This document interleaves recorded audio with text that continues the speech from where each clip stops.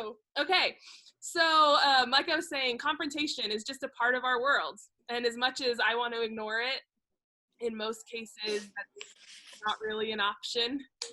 Or if it is sometimes an option, I know I've ignored it in the past and it ends up affecting me later, right? And it affects, and even affects our relationship because I haven't dealt with it. And so today we're talking to Andrea Lowe, and she's going to be talking about how we interact with Enneagram and confrontation.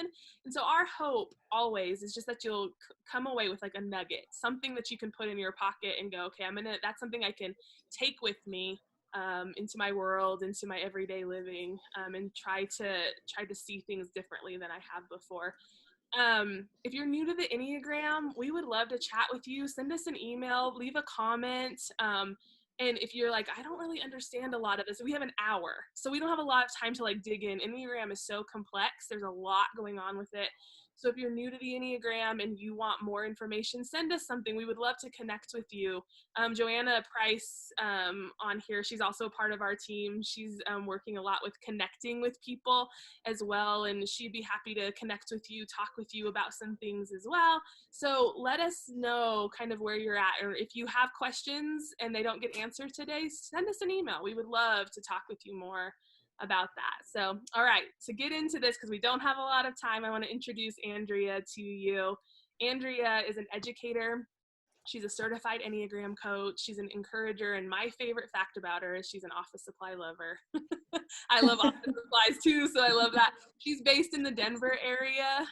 Faith is the driving force behind her passion and purpose in, for helping to create environments where every person is seen, valued, and heard. She has a focus on leadership in what she does and development and team building. She teaches the Enneagram in mostly group settings, as a tool for improving cooperation, communication, and compassion. And so we are so excited to have her. Let me just talk about this really fast. In these conversations, for those of you that are new, we do three things. We do community, conversations, and commission. 3 C's, easy to remember. So we love to introduce you to people in our community. We love that these conversations are over Zoom, and maybe we can get to know each other in this room as well, because we believe that transformation happens in community. But we also love to introduce you to people in our community like Andrea. And so you can hear about what she does, and maybe it's something that you would like to get more information from her. We'll give you all of those resources at the end of this. But then we do conversations where we go into breakout rooms and we talk a little bit more individually about how this applies, how what she shares today applies to us, which is great. And then at the very end, we'll do a commission. So something that we can take throughout the week that we can apply to our lives or give a little bit more thought to, things like that. So community, conversations, and commission. So without further ado, introduce you to Andrea, and she's got a great presentation for us today. So Andrea, take it away. Well, thank you so much, and hello to everyone on. It's so nice to see faces and be able to connect in this way. I'm actually going to share my screen with you, so I might be disappearing or just a little blur. But before I get started, I want to just have you kind of think about your Enneagram type, the type you lead with, or your dominant type, and the thoughts or attitudes that you have surrounding conflict and the potential of having to confront someone. And just keep that in mind. Does everyone know their Enneagram type here, or at least kind of have an idea? So hopefully what today will be is just an opportunity for you to maybe kind of see how other people view you, because sometimes we don't know, or we think we're doing things the right way or well, and maybe there are things that we can do better. But then hopefully you'll walk away with some practical steps to handle confrontation better. It is a hard topic. It's a hard topic for me, but it's something that I think when we do it well, has a potential to really help our relationships. So, and also at the end, if you have questions or you need a little bit of clarification, because I feel like there's so much information that I'm going to get through, I do want to leave a few minutes just before we break into our rooms. If anyone has questions, let's talk about those before you get in your rooms and maybe, I had no idea what she meant by this. So please let me know. Zoom is great. It's also sometimes not the the most interactive thing. So, all right. Ooh, let's see. All right, let's get started. Okay, well, my name is Andrea, and I am so excited to be here. The Enneagram often breaks things down into triads, if you are familiar at all. There's the intellectual centers, which is our head, heart, and gut centers, and there are stances that are broken into groups of 3. And today, surprise, surprise, we're going to talk about harmonic approaches that are also 3 groups of 3. So this first group is called the competency group. And these are our types 1s, 3s, and 5s. These individuals in this group tend to be focused on logic. They want things to make sense in a logical way. And so that's how they're going to approach problems or conflict in this situation, what we're talking about. And also they tend to remain emotionally detached from problems. So this is really important to remember. If you are in this group, this probably makes sense. If you're not and you tend to be more emotional, consider this. This can also be kind of that tension and conflict sometimes. So our type 1s, these are moral perfectionists. And I really like to make it clear that the perfection of a 1 does not have to do with being a neat freak or being super organized. But the perfection of a 1 really comes down to right and wrong. 1s really want to do what's right. So they approach problems or conflict in the same way. They believe that if you follow the rules set before us, if you follow your values, that we can come up with a fair and just way to solve this problem. So 1s are really great in conflict because for the most part, they're willing to approach conflict, and they will, usually acknowledge their problem or their part in the problem or the conflict. However, 1s can often appear critical to others and judgmental. And so that last point kind of talks about that too. It's almost like they're unfeeling to some types. So just keep that in mind if you are a 1, or if you are in conflict with a 1, keep in mind that that's how it might appear, but that probably is not their intention. So some confrontation tips for a 1. It's so important for us to acknowledge our part in the conflict, because 1s have that inner critic that's constantly telling them, don't do this, do this, don't do this, do this. So they don't really need someone else pointing out what they're doing wrong. 1s get enough of that from themselves.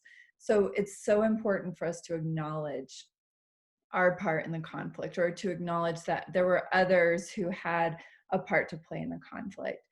Keep to the facts and logic, keep the emotions out of it with a 1, be honest with them, and affirm what they do. Affirm that they are making the space that you're in better, that they are making the world a better place. Apologize when you've done wrong.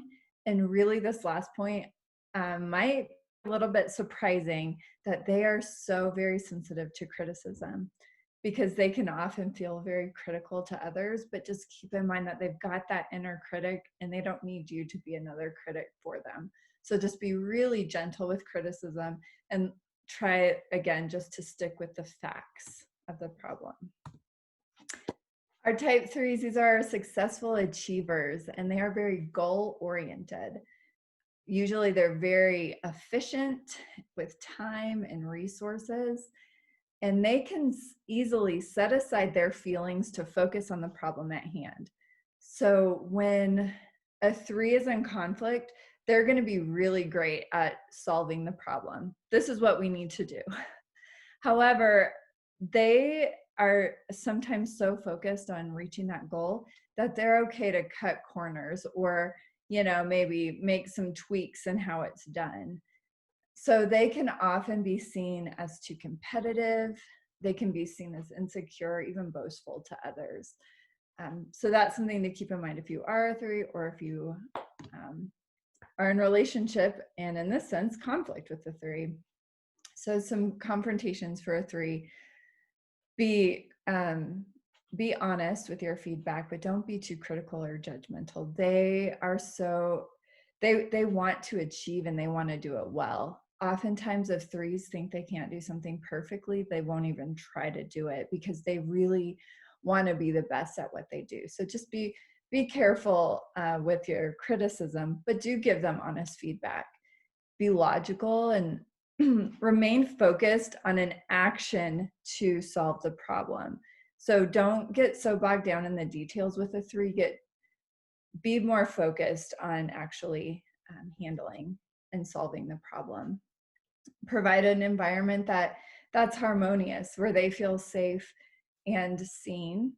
Approach them with emotional balance. Again, this is the logical group. They really don't need our emotions. So if we are the types that tend to be emotional, that's not going to help when you're confronting a 1, 3, or a 5. And use verbal praise. Threes really need to hear, I'm proud of you. You are doing a great job. The way you handled that project was stellar. Give them that verbal praise.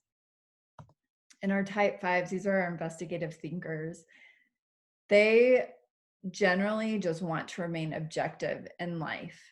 And they tend to withdraw. They need a lot of alone time. And something to keep in mind with 5s is that they don't have the energy reserve that most of us have. So when they're around people, their energy gets so depleted. So they really need a lot more time alone than most other types. They need to think and reason through the problem before they're able to speak intellectually, or even feel like they can add anything to the conversation. However, when a 5, when a 5 is willing to engage in confrontation, they are going to be great at giving you all the facts behind your problem and really come up with a good solution, because they are researchers. They have so much knowledge. They are wells of knowledge. However, they can often appear too detached and isolated because they do need that time to be alone and to withdraw. So with 5s, it's really good just to be straightforward, but be brief. They don't need all the words and fluff. They don't need the sentiment. They really need us to be brief and straightforward. Present the facts logically, again, unemotionally. Allow plenty of time for them to process their feelings. And that might mean giving them time before you confront them, just letting them know that there was a problem, or even giving them some time to step away and think about it before you come back and think of a resolution. And know that when they seem like they're being distant or aloof or even arrogant, that could just be signs of discomfort. So these are important to keep in mind with everyone, that sometimes the image we give off is just our discomfort coming out, and give 5s plenty of time to recharge afterwards. Okay, our next group in our harmonic approaches is the positive outlook group, often called the optimistic group as well. And these are our types 2, 7s, and 9. And they tend to avoid, distract themselves from, and minimize problems.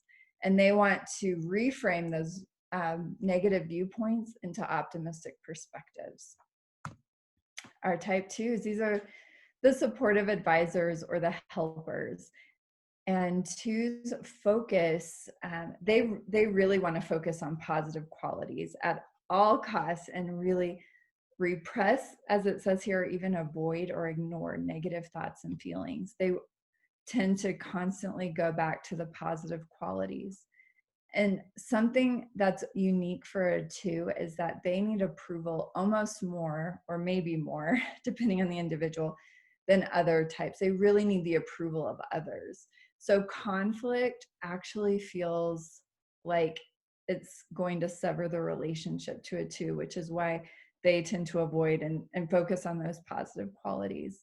However, when a 2 will engage in conflict, they're going to be very compassionate, and they're going to be supportive and really work hard to make amends and move on. However, they can appear too clingy, worried, and self-important to others because of their natural tendency toward people pleasing even. So some confrontation tips for our 2s is to let them know that they're valuable with specific affirmation, what you see in them. Be gentle and caring. They do tend to be very sensitive and highly emotional. Acknowledge, this one's important, when they express their needs or feelings, because that's really hard for 2s. They're usually so focused on others that they neglect themselves. So if they let you know, I have this need, or this is how I'm feeling, that's really difficult for them to do. So acknowledge that and let them know, yes, we need to hear this. We need to hear your needs and your feelings. And like I said, they do have that feeling that this is going to sever the relationship. So end any confrontation with the 2 by letting them know our relationship is fine. It's going to be okay. We're going to get through this. Type 7s are entertaining optimists.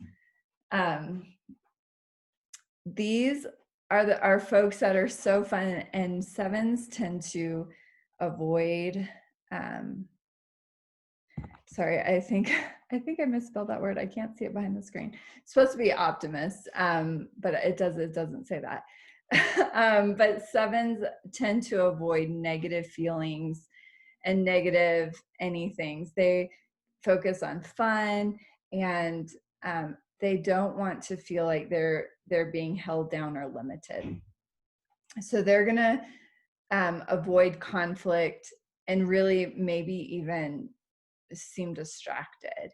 They have a hard time internalizing their experiences, and they might even tell jokes or try to make light of the situation. So that's important to know with 7s, that isn't necessarily them not taking it seriously. That's just kind of how they're handling their discomfort. But when 7s will engage in conflict with you, they are really great at thinking of unique solutions. So they can take the facts and they're like, oh, well, what if we do this instead? Or what if we solve it this way? They're really great at creative problem solving. However, they might appear impatient, irresponsible, or excessive to others. And so a type 7 in confrontation, give them plenty of positive encouragement. Reinforce that you accept them for who they are, but not only who they are, but that you're taking them seriously. 7s need to know that they're not just the fun party person, but that we actually respect and appreciate their opinions.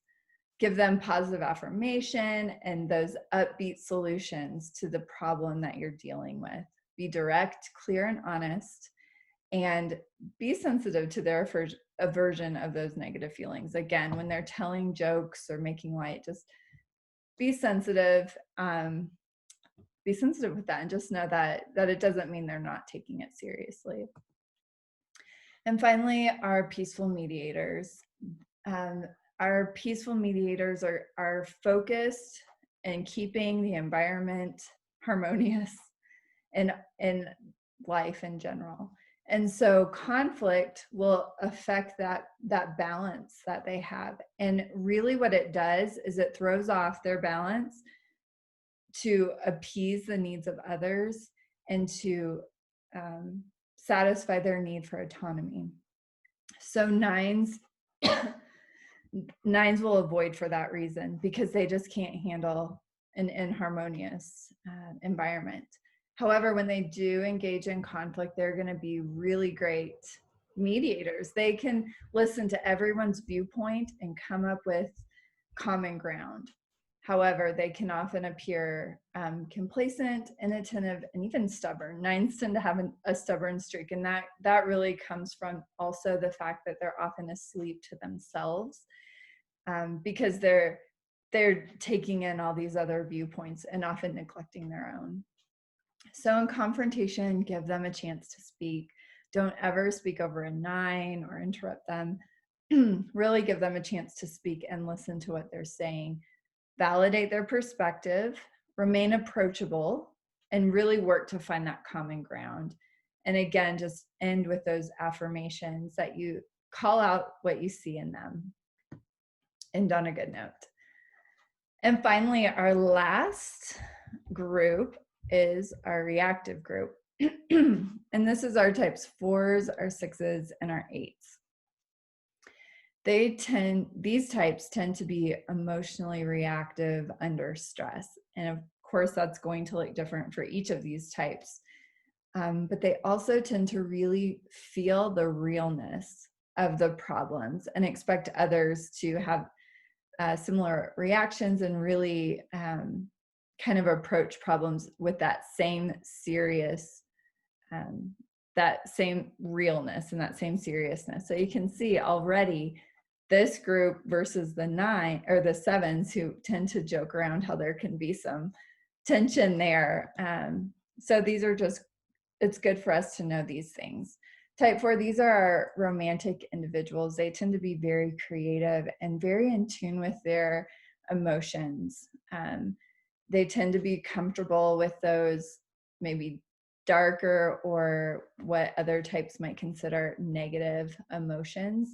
And what's interesting is, I guess last night we had a couple of 4s and they said, but in conflict, I'm not comfortable with these feelings. So that's really good to know too, that they internalize, but sometimes it can just feel like too much in conflict, which is really great to know. But 4s typically are going to be very emotionally honest and open with who they're speaking with, and they really need and want that back from others. However, they can also appear overly moody, temperamental, and self-absorbed to others. They can sometimes seem like they're just always in their feelings. So some confrontation tips for our type 4s is to give them those honest compliments, letting them know that you see them as special and unique and creative, and calling out the ways that individually you see that in them. See and respect their special gifts of intuition and vision. Again, 4s are very creative. Just call out those aspects. Allow them to feel their emotions, and don't make them feel like they're being too emotional or too over the top, or that their emotions are too much to handle, because 4s often feel like they're too much in general for people. And then just be sensitive, honest, and direct with 4s. Our type 6, these are our loyal guardians, and I don't know how accurate it is, but there's a common thinking that type 6s are the most common type in the world. So just a little bit of trivia, and 4s are actually the least common type. So some trivia, of course, how do we really know that? We don't, but they tend to be anxious. 6s, again, have that kind of background noise of anxiousness. And so they're always looking for things that are affecting their safety and their security. So when they are in conflict, oftentimes that anxiety bubbles up to the surface and it comes out as rants or hysterical overreactions, or even feeling like they're inferior to others. But when they do let their guard down, which 6s are usually willing to approach conflict, and when they do let their guard down, they actually are able to handle the complexity of conflict well. All the emotions and all the feelings surrounding conflict, they're usually okay to sit in that, because they really want to make things right. They want to go back to having that safe relationship with you, having that security within the relationship. However, they can often look pessimistic, doubtful, and suspicious to others. And all of that is because of the anxiety or the what if thinking that 6s tend to have. So some confrontation tips: be direct and clear, build trust and honesty with 6s. That's really important. So that's work that's done before, but also during the confrontation. Just let them know that you're a trustworthy and safe person in the confrontation with them. Listen carefully to them, and don't judge their anxiety. Don't just accept it and listen to all of their what ifs or doubts and questions, and kind of take that in. Just understand. We need to understand that when 6s do that, it's really them processing through the problem. work through things with them so that they don't feel abandoned. Make sure that you work through to find common ground, or at least that you end it on a note where you're both feeling okay, and let them know that you are committed to resolving the issue. And again, end your confrontation by just letting them know that things are going to be okay. And finally, our type 8s are protective challengers. They tend to be our assertive type, and they don't always censor their emotions. And 8s view anger as a mere energy. So it's not a negative feeling. It's not something bad to 8s. It's just another energy, typically. And they're usually quick to challenge and confront. So that can be a great thing. We need people who are going to confront. Confrontation, however, they often are very intimidating to others, and they feel too confrontational to most of the other types, and even defiant in a lot of cases. Oh, and also when an 8 is vulnerable, that is something to cherish and to really acknowledge that you appreciate that, because vulnerability for 8s is really hard, and it's hard for them to not see vulnerability as weakness. And we'll see that in our confrontation tips. Just acknowledge their anger and know that it could be just a mask for their sadness, their confusion, whatever emotion they're feeling is probably going to come out as anger. Reassure them that they're not weak if they're vulnerable with you, or if they're expressing their weaknesses. You're going to have to be strong and confident when you do confront an 8, because that's how they come at confrontation. So just let them know, I'm here, we're going to talk about this. So with that, don't bring all the emotions and tears and things like that with an 8. They just need a confident person, and be straightforward, direct, and honest with 8s.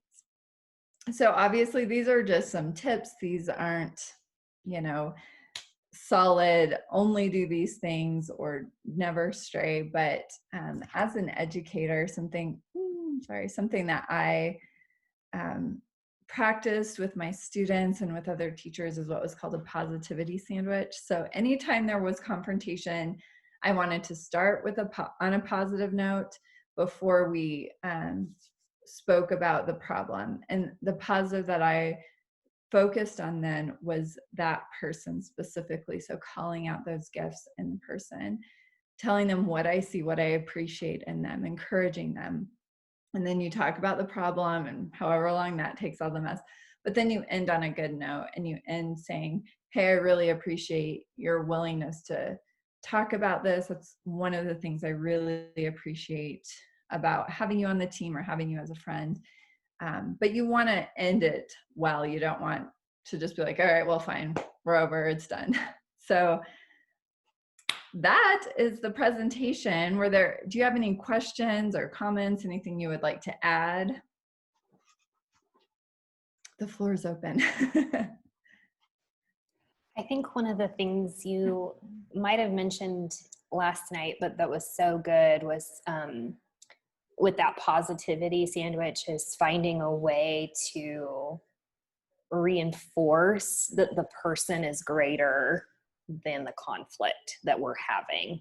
And I don't remember exactly, you probably said it so much more beautifully than I did, but just that that was one of the takeaways I grabbed, was just being able to recognize in conflict that the person is greater than the circumstance we're currently experiencing. So I don't know if you... And like Beth said, conflict is inevitable. It's going to happen. We're imperfect people. And so I'm having to retrain or rethink retrain my thinking toward conflict to a more neutral, not to think of conflict as anything but just a neutral thing that happens, and try to take out my personal feelings as much as possible, because usually people aren't doing things to me to try to hurt me.